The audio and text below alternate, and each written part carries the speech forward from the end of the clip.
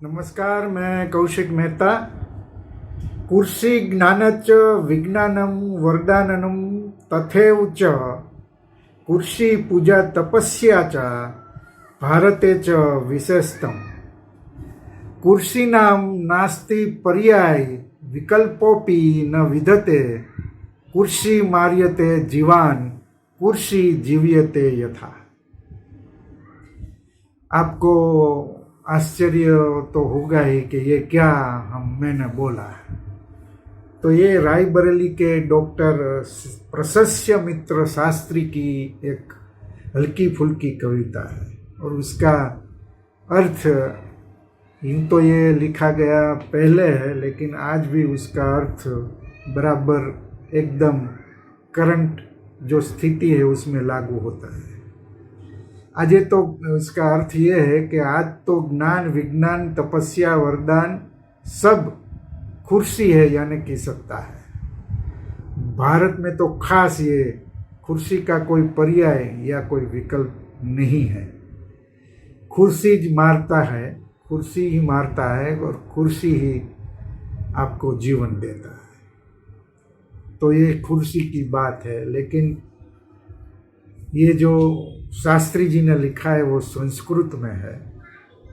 आम आदमी को समझ में नहीं आता है, लेकिन इस भाषा की फ्लेयर ही कुछ और है। ये एकदम रसीली लैंग्वेज है और एकदम साइंटिफिक भाषा है। इससे रसीली और साइंटिफिक कोई भाषा पूरी दुनिया में नहीं है। ये हमारी भाषा है, ये वेदों की भाषा है, ये देव भाषा है। तो फिर क्यों ये आम आदमी को समझ में नहीं आता, या आम आदमी रोज बरोज की जो बातचीत है उसमें संस्कृत का प्रयोग क्यों नहीं होता? पहले होता था, एक जमाना था जब ऋषि मुनियों का जमाना था, तब ये होता था। तब पढ़ने में भी संस्कृत होता था और बोलचाल की भाषा भी संस्कृत होती थी। तो क्या हो गया इतने वर्षों में? तो ये भाषा हमारी कुछ ऐसा हमारी इमेज बन गई है संस्कृत के लिए, हमारे मानस में ऐसी छाप हो गई है कि ये बहुत डिफ़िकल्ट लैंग्वेज है। लेकिन एक्सपर्ट बताते हैं कि सबसे सहेली भाषा, सबसे आसान भाषा संस्कृत है। तो क्यों ये हो गया, ऐसा क्यों हो गया? हमारे यहाँ कई लोगों ने राज किया, मुगल आ गए, फिर अंग्रेज आए, तो उर्दू का आक्रमण हुआ, फिर अंग्रेजी का आक्रमण हुआ। अंग्रेजी तो हमारे अभी प्रोफेशनल लैंग्वेज हो गई है, राजभाषा भी हो गई है। भले हिंदी राष्ट्रीय भाषा हो, लेकिन सब जगह सरकारी कचहरी हो या कोर्ट हो या कॉरपोरेट्स हो, सब में इंग्लिश भाषा का प्रयोग ही होता है। लेकिन इंग्लिश भाषा अति आसान भाषा है और इसको समझने के लिए हमें थोड़ा फ्लैशबैक में जाना पड़ेगा, क्योंकि ये 7 भाषा की तो जननी है जो हमारी इंडियन लैंग्वेज है।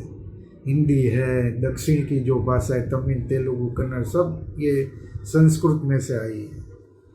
लेकिन एक रेफरेंस 90s में ऐसा स्वीकार्य हो गया साइंटिफिक वे में कि संस्कृत भाषा ही ऐसी भाषा है जो एक बार संस्कृत सीख ले तो दुनिया की सब भाषाएं सीखना आसान हो जाएगा। लेकिन इसका पहला रेफरेंस मिलता है 1789 में, 1789 में सर विलियम जोन्स नाम के एक स्कॉलर थे।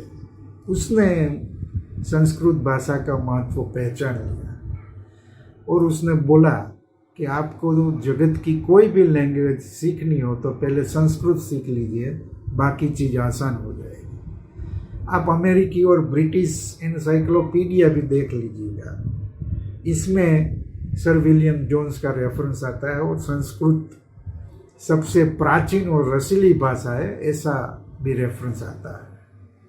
तो ये अपने आप में बड़ी बात है।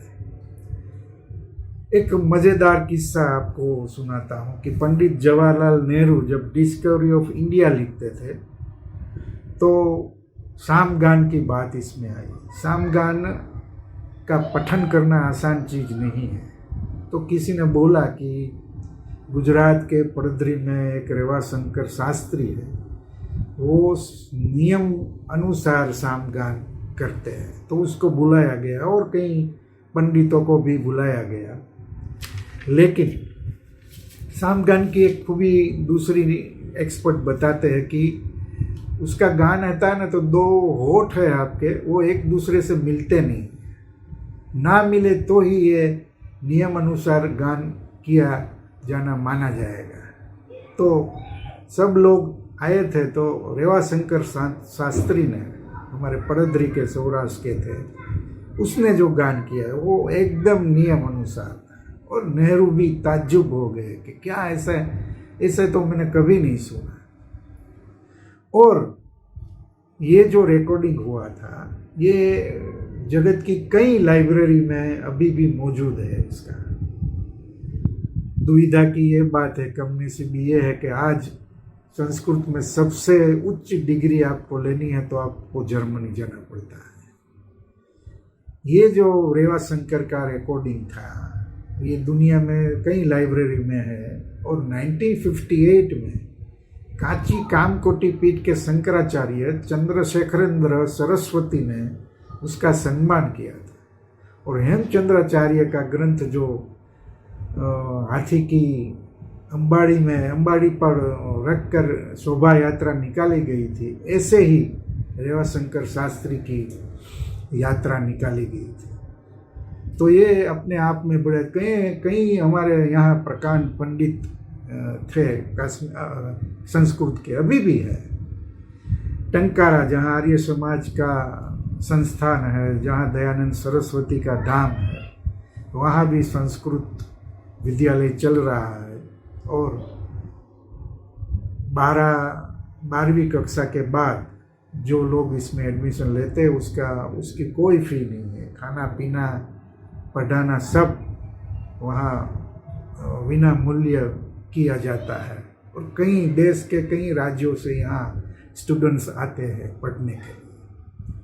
राजकोट में भी प्रणवानंद संस्कृत भवन है, उसमें भी कई वर्षों से संस्कृत सिखाया जाता है। संस्कार भारती भी संस्कृत के वर्ग चलाती है। अहमदाबाद में भी संस्था है। बिलखा में नथुराम शर्मा ने संस्कृत विद्यालय शुरू किया था। पड़धरी में तो था ही, जामनगर में था। तो अभी भी कहते हैं कि वाराणसी वाली जो यूनिवर्सिटी है संस्कृत, वो सबसे पुरानी मानी जाती है। 1791 में ये शुरू हुआ था वाराणसी में। और आपको ताज्जुब होगा कि दक्षिण का एक गांव है, वहाँ लोग संस्कृत में ही बातचीत करते हैं। तो ये भी अपने आप में बड़ी बात है। और बिहार का छपरा गांव है, वहाँ भी लोग संस्कृत में बात करते हैं। तो ऐसी कई जगह है जहाँ पे संस्कृत में बातचीत होती है। हमारे यहाँ पोरबंदर में श्री रमेश भाई ओझा की संस्था है, हरि मंदिर भी है वहाँ संस्कृत गुरुकुल भी है। और वहाँ पे आप बच्चों को सुने संस्कृत में बातचीत करके। संस्कृत में अंताक्षरी खेली जाती है, संस्कृत में वक्तृत्व स्पर्धा भी होती है। और इसमें से जो पढ़ के जाता है लड़का, उसको नौकरी पक्की मिलती है। विदेश में भी कर्मकांड के लिए उसकी बहुत डिमांड है। लेकिन हमारे यहाँ प्रॉब्लम ये है कि संस्कृत स्कोरिंग सब्जेक्ट के आगे कुछ नहीं है। हमारे विदेश मंत्री थी सुषमा स्वराज, उसने एक फंक्शन में बोला था कि संस्कृत ही आज के युग में सबसे कॉम्पिटेंट लैंग्वेज है। अब सब साइंटिस्ट भी मानने लगे हैं कि कंप्यूटर युग में कंप्यूटर की जो भाषा है, इसमें संस्कृत एकदम फिट बैठती है, क्योंकि ये सबसे साइंटिफिक है। और ये लचीली भी, आप क्रियाकर्ता क्रियापद सब उलट सुलट कर दो तो भी चलता है इसमें। अभी देश में 15 से ज़्यादा संस्कृत महाविद्यालय है। हमारे सोमनाथ में भी संस्कृत विद्यालय है, संपूर्णानंद संस्कृत विद्यालय, मैसूर, दरभंगा, तिरुपति, पुरी, जयपुर, उज्जैन, बेंगलुरु, कई जगह पे संस्कृत की विद्यालय है हमारे यहाँ। और इसमें आर्य समाज की भी कई सारी भूमिका है। मैंने टंकारा में भी बताया और कई देश में कई जगह वो चलाते हैं। भारतीय विद्या भवन भी संस्कृत का संवर्धन करता है और संस्कृत में नाटक भी होते रहते हैं। पड़ोदरी में भी हुआ था और भारतीय विद्या भवन ने भी ऐसे प्रयोग किए हैं। तो ये अपने आप में बहुत बड़ी बात है। लेकिन तब भी क्यों संस्कृत बोलचाल की भाषा नहीं है? आज हरिद्वार की कांगड़ी विश्वविद्यालय हो या फिर संपूर्णानंद मैंने बोला बनारस वाली विश्वविख्यात है, वहाँ विद्यालंकार तक डिग्री मिलती है। और ये जो पड़ोदरी वाला मैंने बताया रेवाशंकर शास्त्री थे, उसने देवज्ञ चूड़ामणि विद्यालंकार सब डिग्री प्राप्त की थी।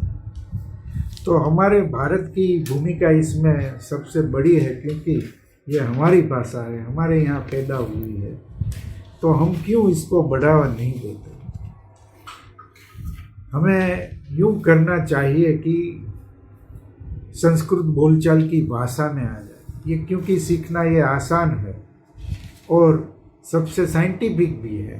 तो हमको ये हमारे बोलचाल में या ऐसा भी कहा जाता है कि गणित और विज्ञान के लिए भी ये फिट बैठती भाषा है।